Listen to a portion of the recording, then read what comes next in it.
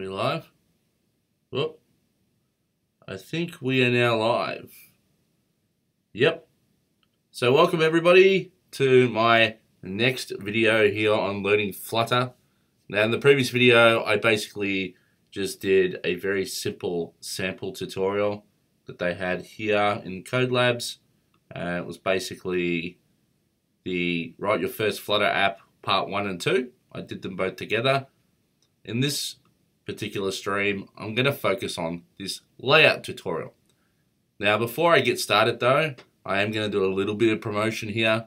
So I want to quickly talk about my CSS Flexbox in-depth course that I've got on Udemy. Now, I've got a link to this in my description, and there are two links there. There's one that allows you to get this course for free. All right, so go ahead, you can just use it and you'll enroll for free, no issue. However, I do have a discount one there as well, just in case you feel inclined to donate. All right, I'm not gonna force it down your throats, but it'd be very good if you could do that for me, okay? So that is my current course that's up on Udemy.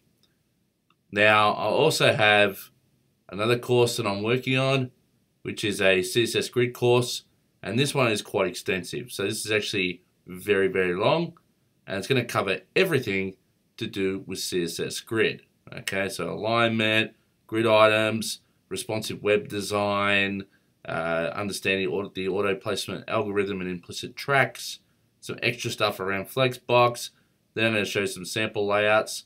Mind you, this is not a complete list yet, neither is the advanced layouts. But then I'm going to do 3 applications. So I've got a chat UI section here, which basically is I'll be building this in CSS Grid, and that's that application. And then I've got a responsive Uber Eats clone, and that is basically called Aussie Tucker. So I've got a mobile app here where if I change, it from mobile to desktop, it shows things differently. And if I go iPad Pro, then it shows things again, okay? So the obvious nature of this is that it's responsive. So as I make things wider, you're going to see that things change, okay? And this is all built using CSS Grid. Cool. So that's another relatively simple site that I'm going to build with CSS Grid. And then probably the bigger one is I have a YouTube clone. Okay, so I've just called it Lyrad Digital, but basically it looks like the YouTube application that you used to see. Okay, so it has comments and all this other stuff as well, and responses and things of that nature. And I'm going to be building all this out in that course as well. Okay, now if I also change some of this and say iPad, it's going to show it in a bigger motion with more videos underneath for related videos and things of that nature.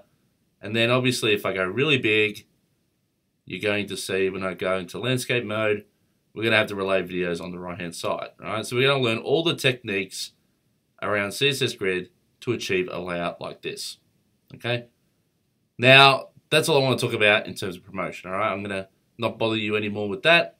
Let's get into what we're here for, which is learning Flutter. Okay. So I'm just going to be going through this. So this layout tutorial, and it looks like we're building this thing here. So it seems like it's pretty straightforward. We've got an image, we've got a title and a subtitle, a rating thing, I guess, and then some calls to action and some text. Okay. Now, what I've set up is, I'll take that down. I've set up a GitHub repo for this. So if you check the description in this live feed, you'll see that I've provided the GitHub repo for this, okay? Now I haven't checked in the code yet because we haven't done anything yet. So I've just basically built a skeleton Flutter and have it running over here, okay? So let's get started. And what do we got here? So I've created the basic Hello World Flutter app, done that. Change the app bar and the app title as follows. All right, so let's take this step by step. So they're just asking me to change the material app name and the title of the app bar to be Flutter Layout Demo. So we'll do that first. So the title for material app, we're going to set to that, and the title for the home page is going to be the same. Oops, like that. Is that correct? So they got home scaffold. That's not what I've got. I've got a my home page. So already I'm out of sync here, but that's okay. So we have a stateful widget. The stateful widget creates a state. So down here. Okay, so what I'm probably going to do is I'm going to kill off half this stuff. So I'll delete this stuff for the moment. I don't think I need any of this crap. Alright, so for home, I'm just going to build what I think the widget should be here. So what have we got? So they're just doing a scaffold, so I'll do the same. Scaffold, and what was it? Child. What have they got for the child? Oh, sorry, app bar, sorry. App bar, equals app bar, like so. We need that little comma. And then for the app bar, we're going to put a title with the text of Flutter Layout Demo. Flutter Layout Demo. And then we have to have a body, which I'm not sure what they're putting here for the moment. It looks like they're just using a center and then a text that says hello world. That's what I'm gathering from what I'm seeing there. So body, why is that not passing through? Oh, because I've added it to the app bar, that's why. Not bad. We need it under the app bar, so under here, like so. And what's going on here? Center, text, hello world. Why is that not working? That's it, yeah. Center its child. Oh, my bad. I need to set child to that. Cool. Now if I run it, so if I hot refresh this, cool, we've got the hello world. Now this is a little bit different to what they've got, but it is what it is. Okay, I'm not going to worry too much at this point. We're just going to play around with layouts. So next bit, diagram the layout. The first step is to break the layout down to its basic elements. Identify the rows and columns. Does the layout include a grid? I don't see a grid there. Are there overlapping elements? I don't see that. Does the UI need tabs? Nope. Knows the areas that require alignment, padding, and borders. I'm sure some of it requires padding and borders. So I see one very long column with 4 things in it. And then I have this element here, which is probably a row. And inside of that row is probably another column. And then a row, an item in the row, an item in the row. So there's 3 items in this row.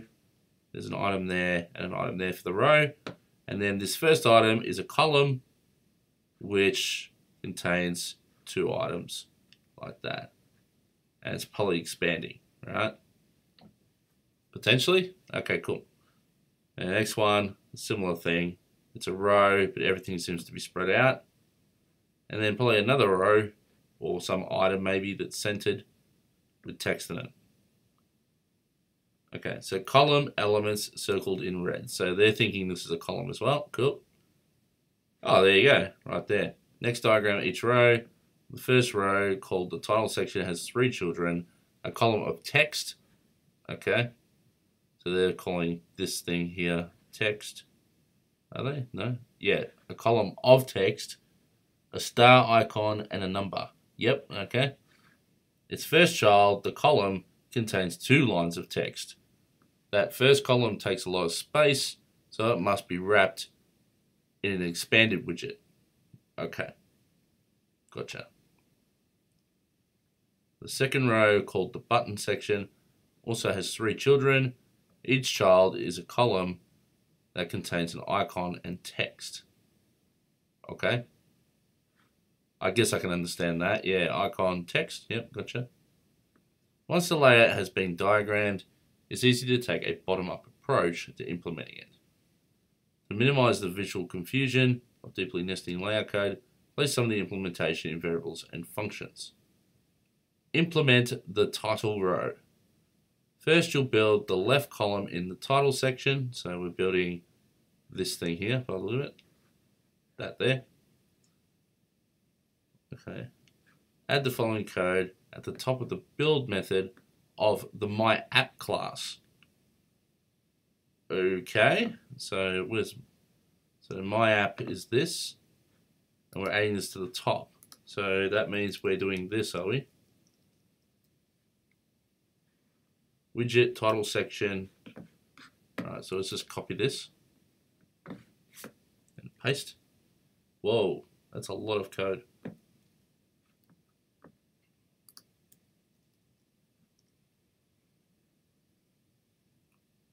Is it lined up? Yeah. Okay, so what's going on here? We've got a title section. It's a container. The container has padding of 32.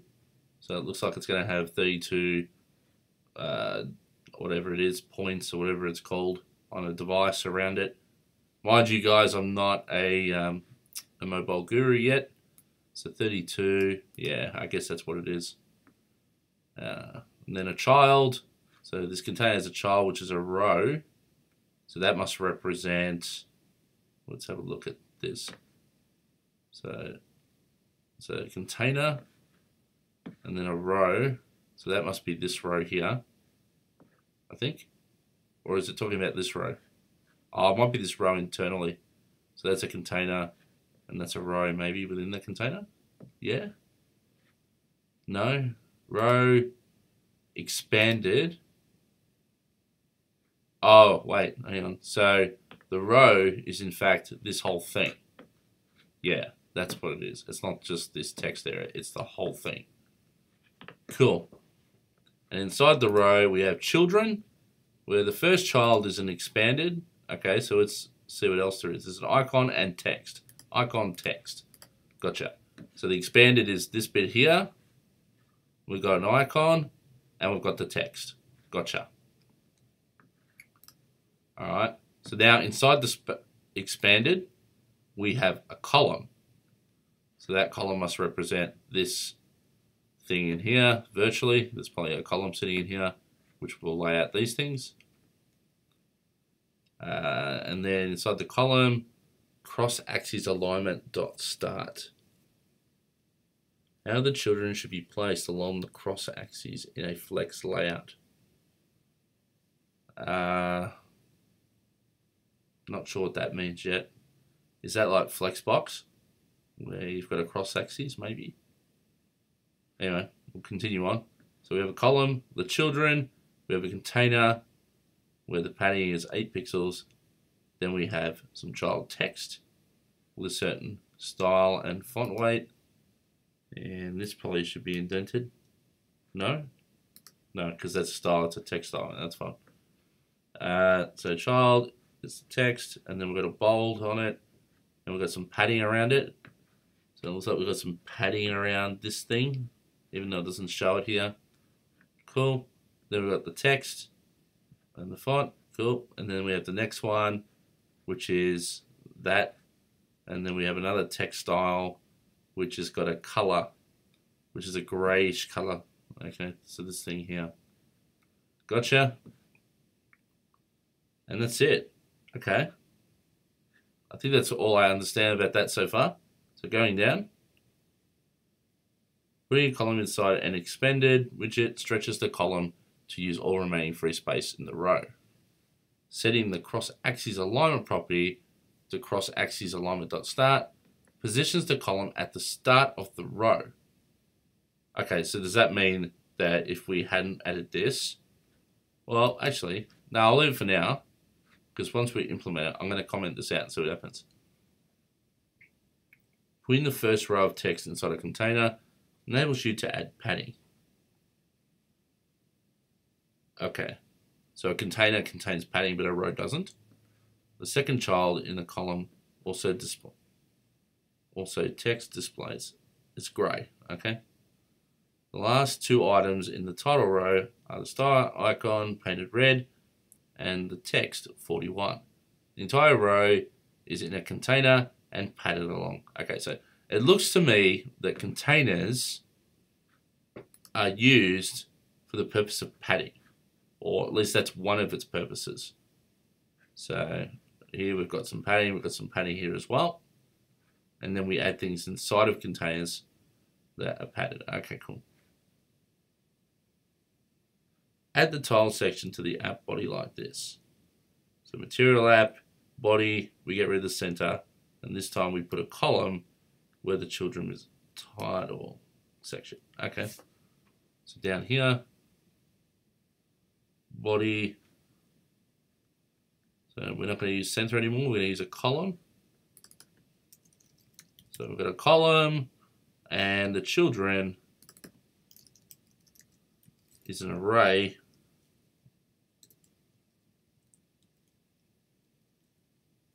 And instead of having text here, I'm going to grab my title section. All right. Let's run this baby, see what we get. Ooh! Wow, that actually looks really cool. Alright, so let's have a look again. If I come up and I say I want to comment this out, like that.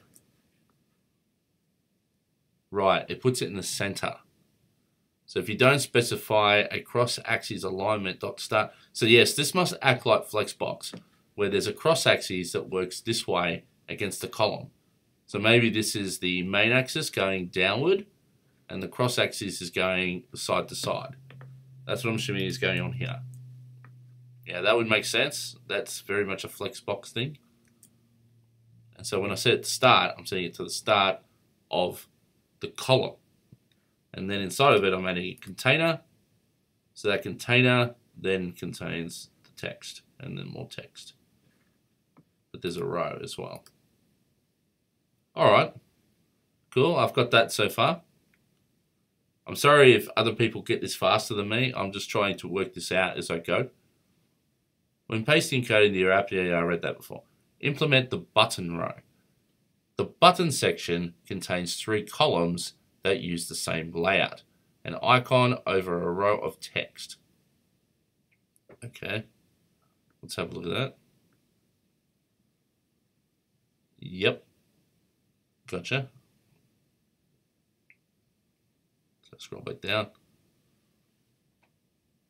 The columns in this row are evenly spaced, and the text and icons are painted with primary color. Gotcha. Since the code for building each column is almost identical, create a private helper method named buildButtonColumn, which takes a color, an icon, and text, and returns a column with its widgets painted in a given color. Okay. So this is returning a column where the main axis size is the minimum size of the main axis, I guess. And then the alignment is in the center. So main axis alignment center. Okay. Why is it a column? Shouldn't it be a... Oh, I get it. Yeah, because, sorry, the column represents this box here. Yeah, gotcha. Gotcha. And then we've got an icon followed by a container. The container has a margin on it this time. And it's only a top margin by limit. Edge inserts dot only top. So we're adding a margin top of 8, whatever that is. Dot points, whatever it is in iOS, not sure. Or Android, whatever it's called. And then child, text, label. Okay. That seems to make sense. So I'm going to grab all this and going down as far as that curly brace there. So this is underneath the build function, so that's cool, I can do that. So under build, keep going down like that. Cool. So I understand all this, font size, font weight, the color. Yep, gotcha. Now I just need to use it somewhere. So I'm going to probably use it. We've got the tile section. It'll be after the tile section. So I'm assuming we're going to create a widget that adds 3 columns in a row. I'm assuming that's what's coming next. The function adds the icon directly to a column. The text inside a container with a top-only margin separating the text from the icon. Yep. Build the row containing each column. Yeah, this is what I thought would happen. So we've got a container, so button section, and we're using theme of primary color. Okay. So this must be inside of the build function. So we've got a title section. Now I'm going to include this like so. So we're going build button column. We've chosen this column, which is the primary color of the theme. We got some icons. So call, near me, and share. That's cool. We've got some text that represents it. And we add it to a row, which is the child of a container. So these are literally just containers with basically a few columns in it. Now it says space evenly. Yeah, this is definitely behaving like Flexbox. So space evenly is something that's, well, it's not even just Flexbox, it's also CSS Grid. So it's good to have that knowledge that I have at the moment with CSS Grid and Flexbox. It's helping me out here. So save this, see how we're doing. And we've got our little call to actions. Pretty nice. Alright, so far I kind of understand what's going on. I obviously need more practice, but I've been able to at least interpret what's going on at this point. So next, add the button section to the body. Oh yeah, I did that. Implement the text section. Alright, so this is just a container with some padding and some text.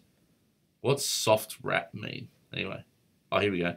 By setting soft wrap to true, text lines will fill the column width before wrapping at a word boundary. Okay, so it's not going to cut off.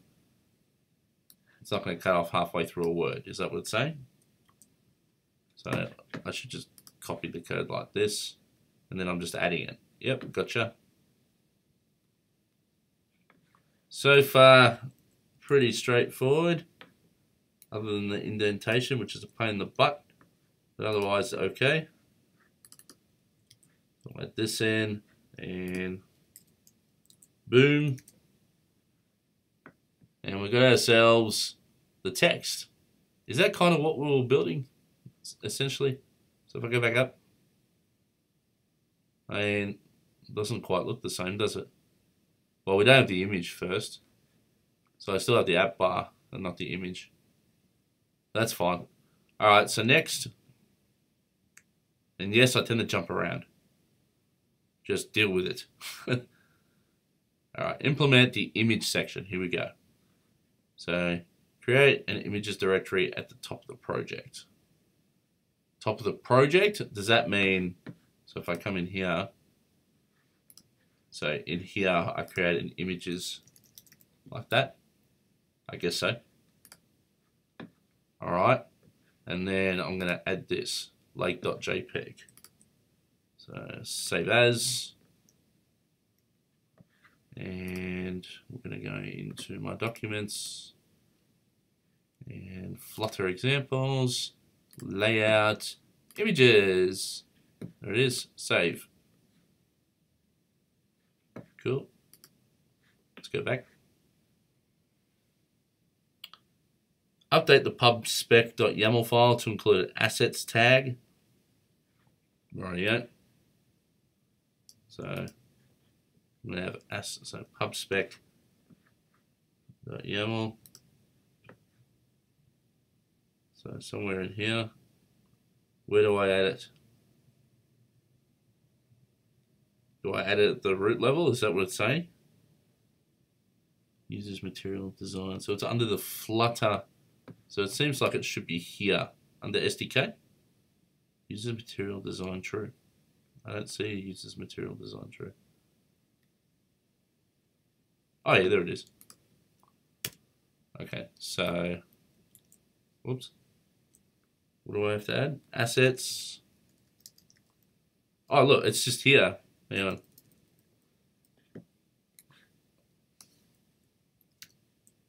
And then I'm just going to add my, was it lake.jpg?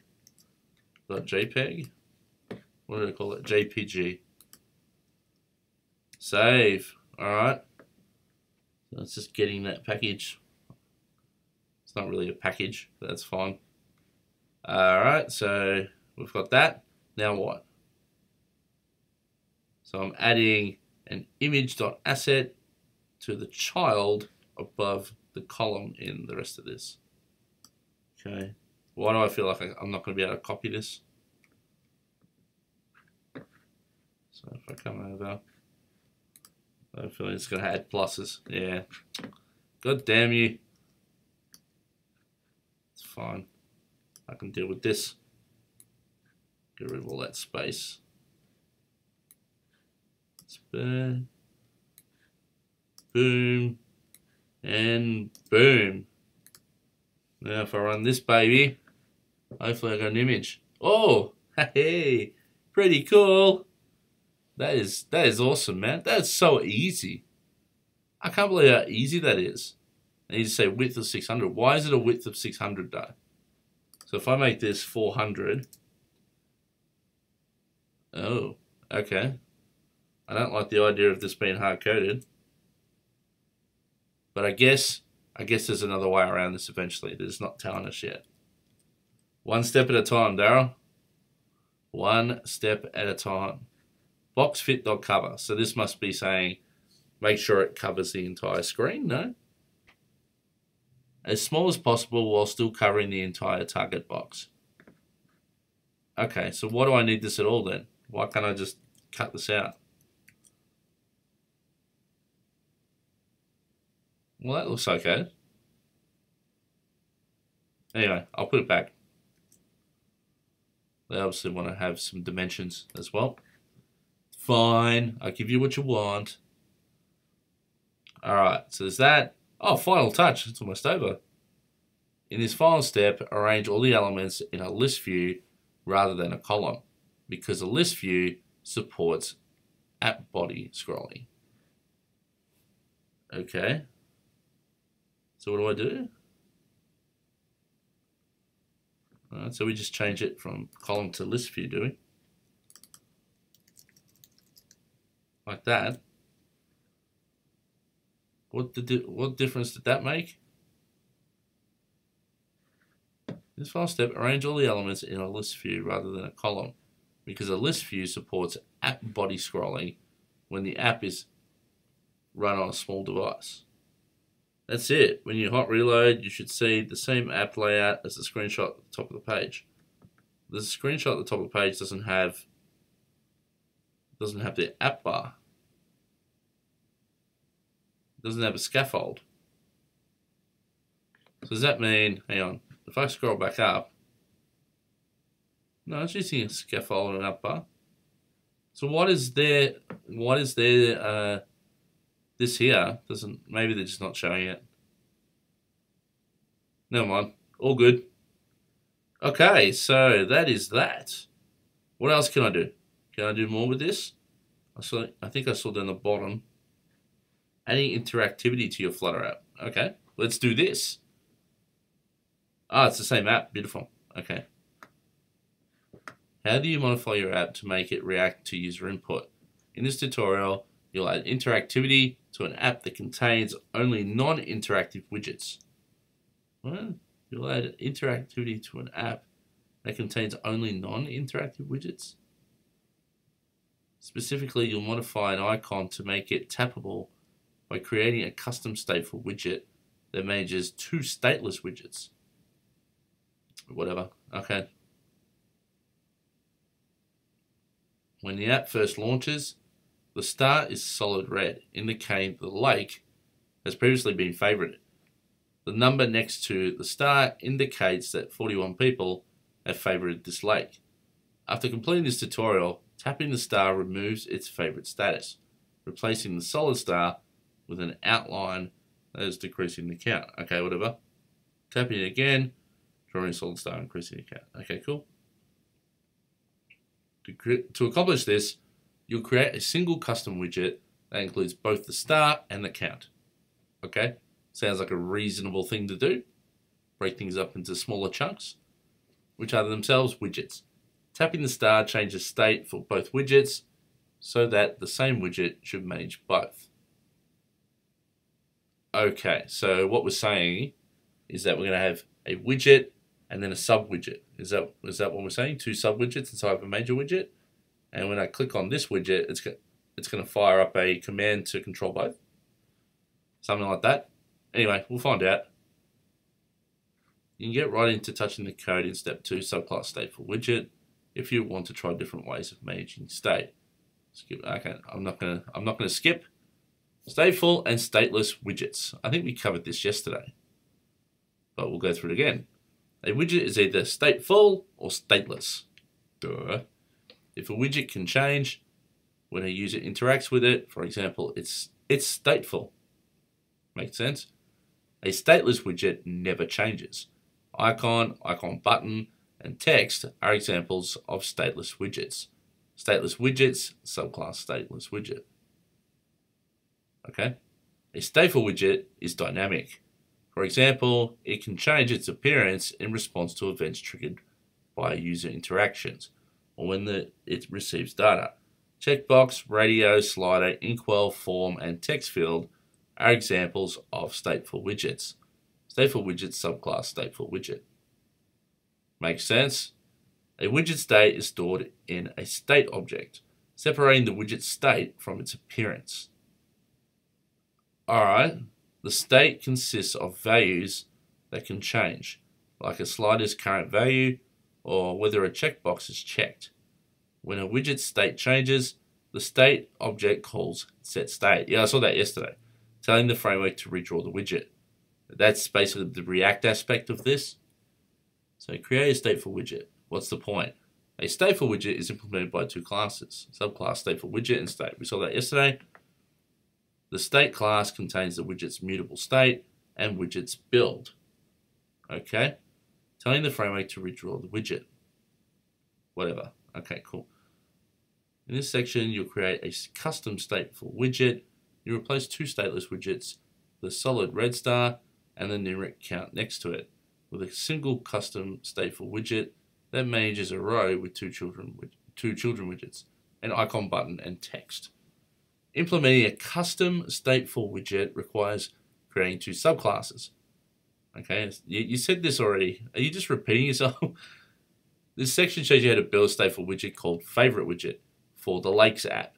After setting up, your first step is choosing how state is managed for FavoriteWidget.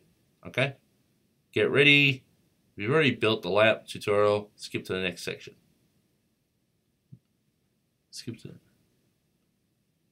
Okay, so hang on a second. What's going on here? If you've already built the app in layout to whatever, so isn't that where I just was? Yeah, this is what I just did, right? Yeah, okay. Skip to the next section. What's the next section? Does that mean... Oh, okay, so this is just saying replace code that we already did. Okay, cool. It means step 1. Decide which object manages the widget state. A widget state can be managed in several ways, but in our example, the widget itself, FavoriteWidget, will manage its own state. In this example, toggling the star in an isolated action that doesn't affect the parent widget or the rest of the UI. So the widget can handle its state internally. Learn more about the separation of widget and state, blah, blah, blah. Okay, yep. I'm not going to go to the managing state link right now, but I think I get the idea. Step 2, subclass stateful widget. The FavoriteWidget class manages its own state, so it overrides createState, okay, to create a state object.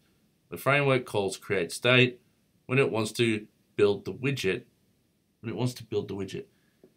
In this example, createState returns an instance of FavoriteWidgetState, which you'll implement in the next step, okay? So we've kind of done this stuff already, but I'm going to add it in. I'm going to actually try something. I'm going to put favorite dot. I don't like having so much bloody code in the one file. Now, I probably need to add an import, I'm assuming. Let's try and break this up a bit. I'm going to import this. I have a feeling this is all I'll need to do. And then the rest of this, what's the override? Marks an instance member as override superclass. Okay. This could be because we haven't implemented FavoriteWidgetState yet. Alright, so we've got our stateful widget, we've got our create state method, and we just need to create this FavoriteWidgetState. That's fine. Note, members or classes that start with an underscore are private. For more information, see libraries and visibility. I think I looked this up yesterday. So a private, if you do this, it's not available to any other library. That's my understanding. But we're in the same library here, so it doesn't really matter, I don't think. Step 3, subclass state.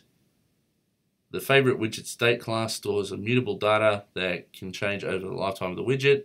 When the app first launches, the UI displays a solid red star, indicating that the lake has favorite status, among with 41 likes. These values are stored in isFavorited and favorite count fields. Okay, so they're adding, again, some state to this new class. I'm going to keep all this in the same file for now, just because it's so, it's basically tied together. And we've got FavoriteWidgetState, blah, blah, blah. This is probably complaining because I haven't got the build function yet. Yep, cool. So we've got two properties there. That's fine. So I'm assuming I need to do the build in a minute. There it is. Okay, the class also defines a build method which creates a row containing a red icon button and text. You use icon button instead of icon because it has an onPress property that defines the callback function for handling a tap. Okay, cool. I'm going to copy all this stuff. And it looks like all I need to do, and I lost what I just did before. They took away all this. How annoying. Alright. ToggleFavorite. I haven't implemented that yet. So isFavorited, favorite count. So we're building a row which has a main axis size of as small as possible. So that would kind of make sense, I guess, because we want this thing over here to be as small as it can possibly be. And then inside of it, we have a container which has, what? No padding. So it creates, inserts, offset value, typical 8 pixel. Okay, so maybe by default it normally creates 8 pixels around everything. Then we have an icon button, and the icon that's shown is based on if we've got it is favorited, which I've set to true, so it's going to show a red star. Otherwise it's going to show a star border. Okay, gotcha. Color is red because we want it to be red. It's going to be red. And then favorite count is down here. Gotcha. So there's the dollar for dart, I think. You have to use the dollar to, so if I take the dollar away, oh yeah, cool. That's a dart thing. So obviously we need this on pressed, so we need to handle that function. Sized box. So width. Alright, so this looks like it's a box that we can size ourselves. So we've given a width of 18 whatever that is. It's not pixels. Device units, or is it DPI or whatever it's called? I don't know. Okay, moving on. The ToggleFavorite method, which is called when the icon button is pressed, calls setState. Calling setState is critical because it tells the framework. Alright, cool. Yep. This is all pretty straightforward. I get all that. That's the standard logic. And it makes sense, right? The only key here is the setState call. There's nothing really important here. If is favorited, minus it and make it false. Really, you can probably even simplify this. You could even do this, I'd say. Not sure if you can do this in Dart, but this is what I normally do. Can you use a not? No. Oh, did I spell it wrong? I spelt it the Australian way, not the American way. Okay, so is favorited, yeah.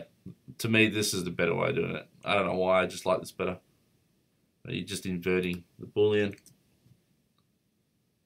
Even this could be improved, but we'll just leave it for now and see if it works. Do I have to hot reload this?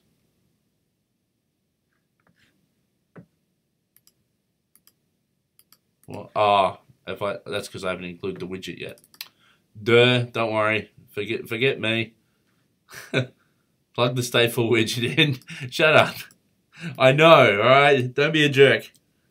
So we gotta basically just replace that icon that had the 41 with this thing. That's fine. So wherever that was, it's down here. This thing. All this stuff. And then I just need to import that, I'm assuming. How do I import? Do I just import package? That's a good question. Favorite dot. Oh, I guess that's gonna work. Let's try this.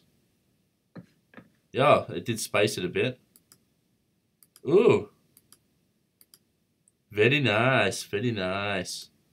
Was that space meant to happen? Where's their example? It looks like there's too much space there. Oh no, they've got that space. Alright, fair enough. Problems. Can't get your code to run. Look at the ID for possible errors. Now I got it to run. Alright, managing state. So, how long have I been going for? Nearly an hour. What's the point? There are different approaches for managing state. You, as the widget designer, choose which approach to use. If in doubt, start by managing state in the parent widget. Who manages the stateful widget state? The widget itself or the parent widget? Both? Another object? The answer is, it depends. So this might be the same as in React where you try to create container components. Or components that are like containers, so they manage most of the state and then you pass that state down through child components. I'm assuming that's what it's going to try and mention here. And the same with Angular. You try and do the same thing. You have a high level component and then you pass down all the state through inputs and outputs and you transfer backwards and forwards.